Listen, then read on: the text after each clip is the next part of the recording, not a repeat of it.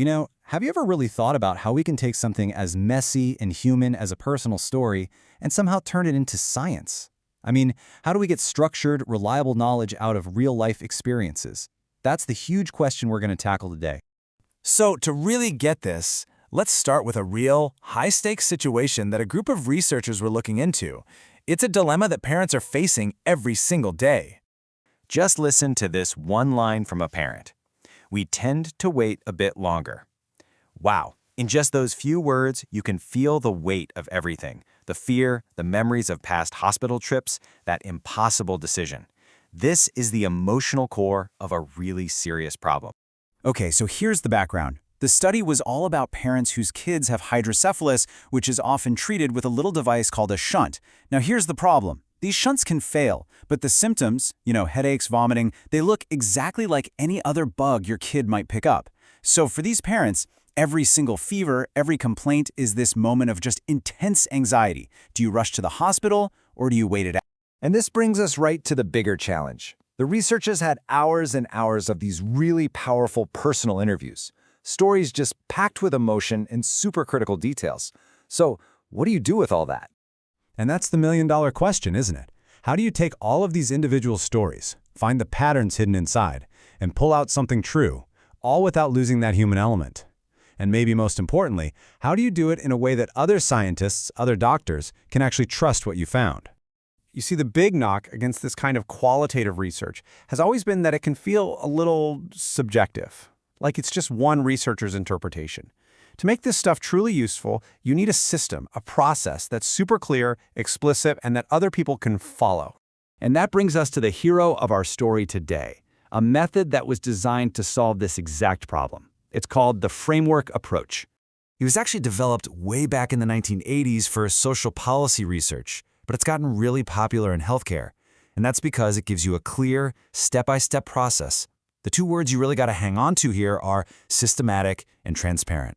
The original researchers who came up with this used a brilliant metaphor, a scaffold.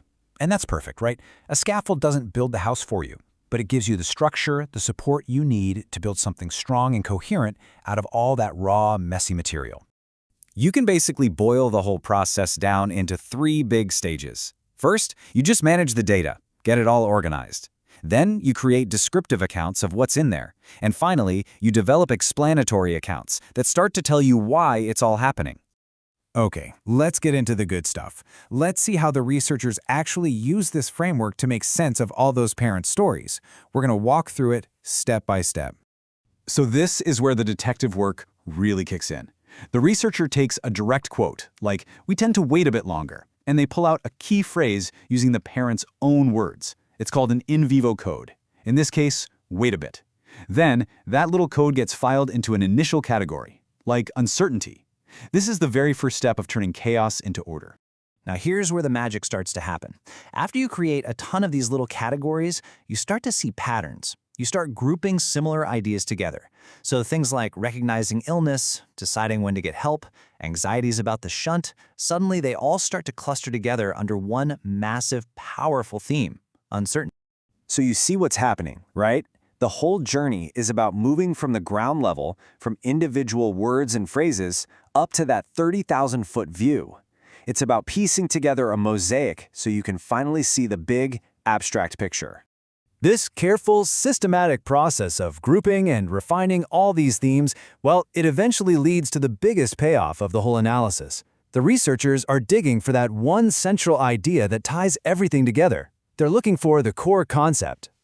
And boom, there it is. After all that work, sifting through themes about parents' worries, their need for support, the unpredictable nature of the illness, one single powerful concept just rose to the top and tied it all together.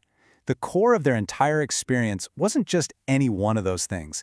It was this constant, overwhelming state of uncertainty. Okay, so why go through all this trouble?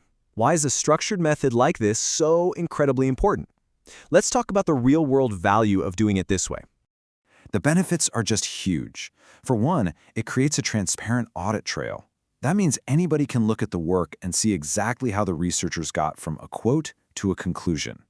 That, right there, makes the findings so much more credible. And Really importantly, it keeps the whole analysis grounded in what people actually said, so their voices don't get lost in the shuffle. The researchers who wrote the paper summed it up perfectly with this quote.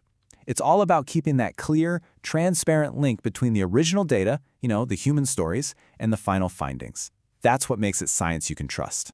And really, that's what it all comes back to. A method like this isn't just some dry academic exercise. It's a tool. It's a tool that makes sure the complex, difficult experiences of patients and their families are truly heard, systematically understood, and then used to make healthcare better for all of us. So that leaves us with one last big question. If this kind of structured listening can uncover such a deep truth in one area of medicine, what else are we missing?